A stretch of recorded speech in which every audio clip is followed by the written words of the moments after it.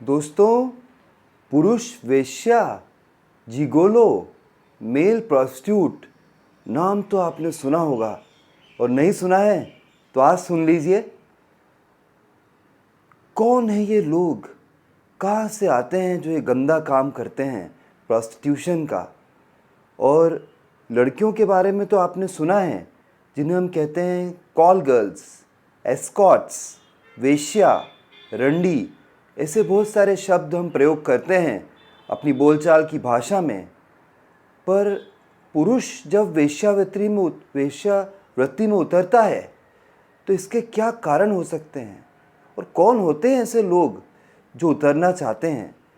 जब इस टॉपिक पर मैंने अपने व्हाट्सएप ग्रुप में मेरे फ्रेंड से डिस्कस किया, जिसमें काफ़ी यंग लोग भी जुड़े हुए हैं, 20, 22, 24, 25, 26 साल के भी, उसमें से बहुत सारे मेरे जो फ्रेंड्स हैं, मेरे जूनियर्स हैं, उनका ये कहना था कि अगर उन्हें मौका मिले तो वो ये गंदा काम करना चाहेंगे, वो जिगोलो बनना चाहेंगे, मेल प्रोस्टिट्यूट बनना चाहेंगे, पुरुष वेश्या बनना चाहेंगे, क्योंकि उनको ऐसा लगता है कि बड़ा ही आनंद आएगा, पैसे के पैसे मिलेंगे और हर रात नया खिलाड़ी, हर रात मस्ती। ऐसे तो रास्ते रास्ते भटकना पड़ेगा, कॉलेज कॉलेज, क्लब क्लब, इधर उधर मुंह मारना पड़ेगा, कोई लड़की प्राप्त करने के लिए, कोई औरत प्राप्त करने के लिए, कोई आंटी प्राप्त करने के लिए, कोई भाभी प्राप्त करने के लिए। काम वाली बाई को भी बिस्तर तक लाने में काफ़ी प्रयास करना पड़ता है दोस्तों। और यहाँ तो उनका सोचना है कि वाह, वल्ला वल्ला, आनंद आ जाएगा, क्योंकि काम के काम और आराम का आराम और ऐश के ऐश। लेकिन ऐसा नहीं है बिल्कुल भी। इसलिए आज ये वीडियो बहुत इम्पॉर्टेंट होने वाला है। आज मैं आपके सामने इंटरव्यू लेके आऊँगा एक पुरुष वेश्या का। रिसेंटली जब मैं रेलवे स्टेशन पर ट्रेन का वेट कर रहा था, तब मुझे मौका मिला एक ऐसे इंसान से मिलने का, और उसने मुझसे क्या क्या कहा मैं आपको पूरा बताऊंगा। ये जो छुपा हुआ राज है पुरुष वेश्या के बारे में, वेश्यावृत्ति का एक नया आयाम, अगर आपको भी जानना है तो आपको एक ही चीज़ करना है, आपको मेरे साथ पूरे वीडियो में बने रहना है। और अभी तक अगर आपने मेरा चैनल सब्सक्राइब नहीं किया हो तो प्लीज़ सब्सक्राइब कर देना है। मेरी छुट्टियां थी और मेरे कुछ मित्र ऑलरेडी गोवा पहुंच चुके थे और मुझे गोवा पहुंचना था, क्योंकि वो लोग फ्लाई करके जा रहे थे और मेरे पास इतने पैसे नहीं थे कि मैं फ़्लाइट अफोर्ड कर सकूं। इसलिए मैंने डिसाइड किया कि चलो भाई थर्ड एसी ही सही।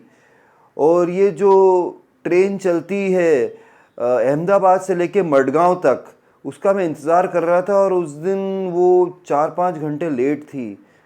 तो रात का समय था, करीबन 12:30 बजी थी और मैं बैठा हुआ था वेटिंग स्टेशन पे वडोदरा के, इंतज़ार कर रहा था ट्रेन का, और समय कट नहीं रहा था। और धीरे धीरे मैंने देखा कि लोग भी बहुत कम हो गए थे, क्योंकि सबकी ट्रेन से आते जा रही थी और हमारी ट्रेन साली बहुत लेट हो गई थी और कुछ लोग तो घर भी चले गए थे बाद में आने के लिए, पर मैं जा नहीं सकता था, मैं वेट कर रहा था। तब मेरी नज़र एक नवयुवक पे पड़ी, और वो नवयुवक मैं बताऊं आपको क्यों मेरी पड़ी, क्योंकि वो बहुत ही स्मार्ट लग रहा था, कुछ कुछ जॉन इब्राहिम तक जैसा, कुछ टाइगर श्रॉफ जैसा। उसकी उम्र होगी ये कोई 23-24 साल। और अब हम लोग तो क्या है कि सेक्स मामले में इतनी रिसर्च करते हैं, ब्यूटी के बारे में भी बात करते हैं और कैसे अट्रैक्टिव दिखना है, और ये सब बातें रिसर्च ज़िंदगी भर इसमें ही चल रही है। तो उसको देखते से मुझे पता लग गया था कि यार इसके हेयर कट जो है जावेद हबीब से हुआ है।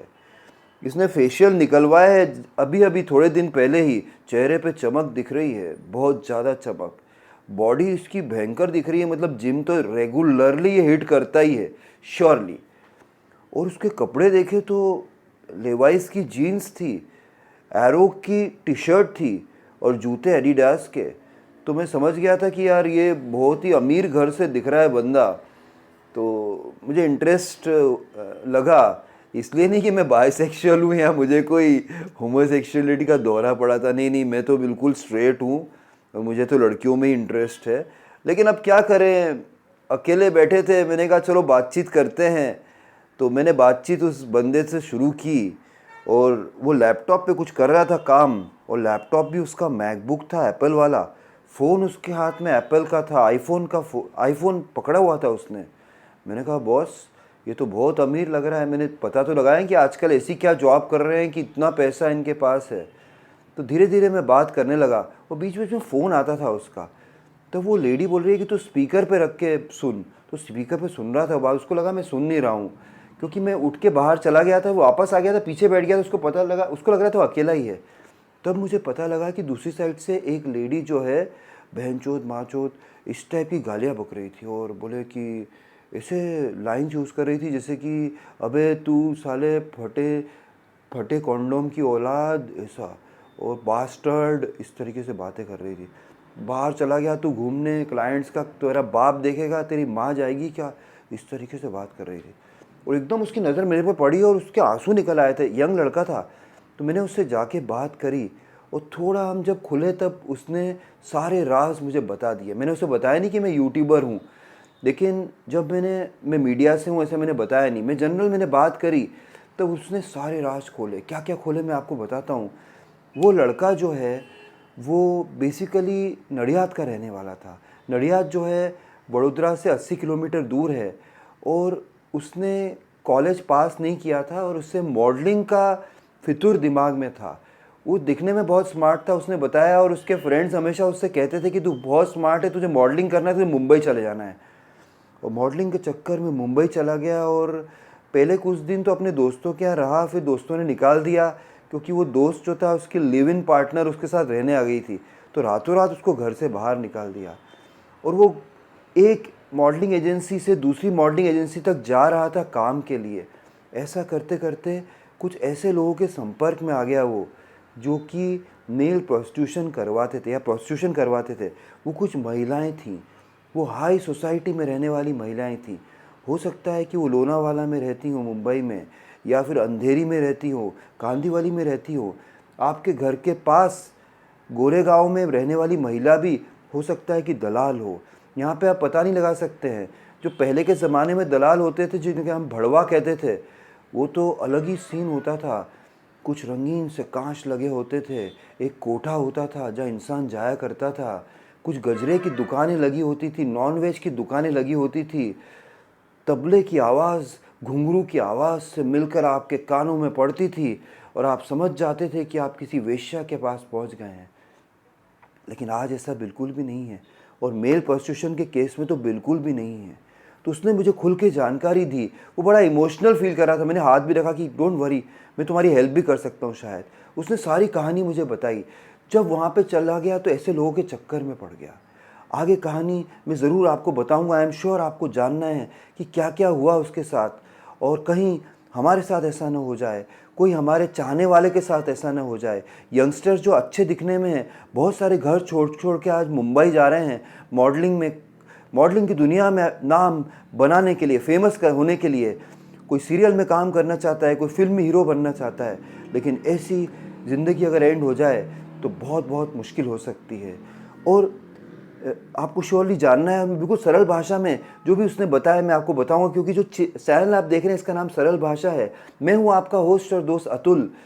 अगर आपको अच्छा लग रहा है जो बातें मैं आपसे कर रहा हूं, तो प्लीज़ चैनल को सब्सक्राइब करिएगा, वीडियो को लाइक करिएगा, फ्रेंड से शेयर करिएगा, और हाँ, बेल आइकन को हिट करिएगा, जिससे मेरे सारे वीडियोज़ आपको आसानी से मिल जाएंगे। और जब मैं बाहर गया था और पीछे आया था, तब पहले भी एक बार गया था, क्योंकि मुझे सिगरेट की लत है, मैं बाहर सिगरेट पीने गया था। तो मैं देखा कि वो इंजेक्शन लगा रहा था कोई, जिससे मेरे को लगा डायबिटीज़ होगा शायद बंदे को। मैंने पूछा तुम्हें डायबिटीज़ से इंजेक्शन लगा रहे हैं? बोले नहीं भाई ऐसा नहीं है बिल्कुल भी। मैंने कहा बताइए क्या इंजेक्शन काहे का लगा रहे थे? तब उसने बताया कि धीरे धीरे वो इस चक्रव्यूह में फंस गया। वो एक ऐसा अभिमन्यु बन गया जो इस चक्रव्यूह को अब तोड़ नहीं पा रहा था। शुरू शुरू में उसको बहुत अच्छा लग रहा था, उसे लग रहा था हर रात नई खिलाड़ी, क्योंकि वो जिगलो बन गया था, मेल प्रोस्टिट्यूट बन गया था, एक पुरुष वेश्या बन गया था। और उसके जो एजेंट्स थे, जो महिलाएं थी, रोज़ उसे नए नए लोगों के यहाँ महिलाओं को भेजती थी। कौन है ऐसी महिलाएं, कहाँ रहती हैं जो ऐसे पुरुष वेश्याओं का प्रयोग करती होंगी? मैं आपको बताऊं, ऐसी बहुत सारी महिलाएं हैं। यूजुअली उसने बताया कि बहुत ही अधेड़ उम्र की महिलाएं होती हैं, 50, 55, 40 साल की। दूसरी बात, इनके पास पैसा बहुत होता है। आपके आसपास भी आपने, अगर आप पॉश लोकेलिटी में रहते हो, जैसे आप गोरेगांव रहते हो, या समझो आप जुहू रहते हो, अगर आप रहते हो मुझे पता नहीं है, या फिर आप दिल्ली में कहीं बहुत ही पॉश लोकेलिटी में रहते हो, साउथ दिल्ली में, तो आपने महिला देखी होगी जो शॉफर ड्रिवन कार में चलती है, ड्राइवर होता है, खुद ड्राइव भी नहीं करती है, उसके हस्बैंड यूजुअली बहुत बिजी रहते हैं। ऐसा भी कि 6-8 महीने दुबई है, कहीं अमेरिका गए हुए हैं, उनके बच्चे सब पढ़ लिख के सेटल हो चुके हैं।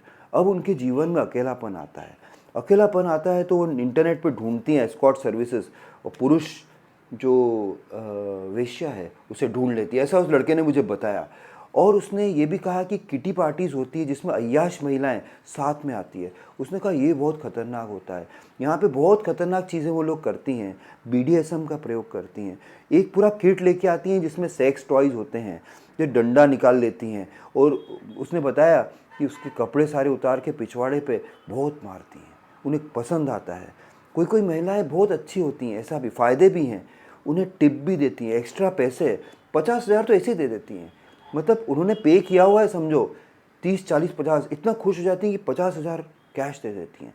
तभी तो उसके पास आईफोन और मैकबुक और इतनी सारी फैसिलिटीज़ हैं, इतने अच्छे कपड़े, इतने अच्छे जूते, सब कुछ पहन रखा था। जावेद हबीब की हेयर कट लग रही थी।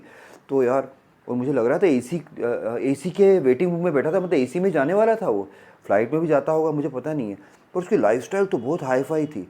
उसने बताया कि बहुत सारी महिलाएं मास्क भी पहना देती हैं, उनको फेटिश होता है, ऐसी फैंटेसी होती है, कुत्ते का मास्क पहना देती हैं, उसमें दिखता है थोड़ा बहुत, और फिर वो सेक्स करती हैं। इसमें उन्हें प्रॉब्लम नहीं है। कोई कोई महिलाएं कि उन्हें स्पाइडरमैन बनाती हैं, उन्हें स्पाइडरमैन फेटिश होती है, स्पाइडरमैन के कपड़े लेके आती हैं, वो पहनाती हैं, फिर सेक्स करती हैं स्पाइडरमैन का मास्क पहना के। इसमें उसे कोई तकलीफ़ नहीं है। पर तकलीफ़ वो होती है कि जब 4 महिलाएं किटी पार्टी जब ख़त्म हो गई, उसके उन्हें बुलाती हैं और 4 के 4 अटैक करती हैं उन पर, BDSM एक्ट करती हैं, उन्हें परेशानी करती हैं, सिगरेट पीती है, सिगरेट छुपा देती है। उसने दिखाया भी उसके हाथ में जले के निशान, और उन्हें काट भी लेती हैं, उनके प्राइवेट पार्ट पे लिंग पर भी काट देती हैं। ऐसी महिलाएं होती हैं जो कि बिल्कुल कामुक प्रवृत्ति की, थोड़ी विकृत मानसिकता की होती है। और उसने बताया कि इसे बहुत तकलीफ़ों से झेलना होती है, सिगरेट छुपा देती है यार, ऐसा। और उसने कहा कि इसमें पॉजिटिव भी है, नेगेटिव भी है, लेकिन ज़्यादा नेगेटिव है। उसने कहा रोज़ ही उसे जाना होता है, और एजेंट उसे कहते जाना ही जाना है। उसका लिंग अच्छे साइज़ का, ऐसा उसने बताया मुझे, लेकिन उसे रोज़ टेस्टोस्टेरोन का दूसरे इंजेक्शन भी, वो इंजेक्शंस ले रहा था जिससे कि लिंग साइज़ हमेशा बड़ा रहे और हमेशा खड़ा रहे, ये उसको चाहिए। और कभी कभी उसने बताया कि कोई कोई महिलाएं होती हैं एक रात को 6 से 7 बार सेक्स करती हैं, तो वो बहुत थक जाता है, वो ऑलमोस्ट बेहोश होने लगा रहता है, पर वो उसकी हवस मिटती ही नहीं है, ऐसे बहुत प्रॉब्लम होती है। तो कभी कभी तो महिलाएं अपने हाथ से उसे खाना खिलाती हैं, वो बहुत अच्छा खाना खिलाती हैं, मतलब कि अच्छा खाना मंगवा के खिलाती हैं, उसे महंगे महंगे गिफ्ट देती है। वो आईफोन जो उसके पास है वो किसी महिला ने दिया था। अब आप ही डिसाइड करिएगा कि ज़्यादा पॉजिटिव है कि ज़्यादा नेगेटिव है। मैं उससे और भी बातें करना चाहता था, लेकिन मैं फिर बाहर सिगरेट पीने गया तो वो गायब हो गया था। तब ट्रेन आ गई, मैंने ट्रेन में भी उसको ढूंढा कि शायद मिल जाए, मैं अपना कैमरा ऑन करके उससे कुछ बात कर सकूं, पर वो गायब हो गया था दोस्तों। मैं तो 3rd AC में गया, शायद वो 1st AC में होगा। पर गोवा में जब मैं पहुंचा मडगांव, तब भी मैंने ढूंढने का प्रयास किया, पर वो नहीं मिला। तो आपको समझना है, यंग लोग जो ये सोच रहे हैं, मेरे व्हाट्सएप ग्रुप पे भी सोच रहे हैं कि यार जिगलो बनेंगे हम, मेल प्रोस्टिट्यूट, इसमें बहुत फ़ायदा है, तो नेगेटिव भी है। फ़ायदा तो एक सेंस में है ही, पर आपकी मर्दानगी पे एक चैलेंज बन जाता है।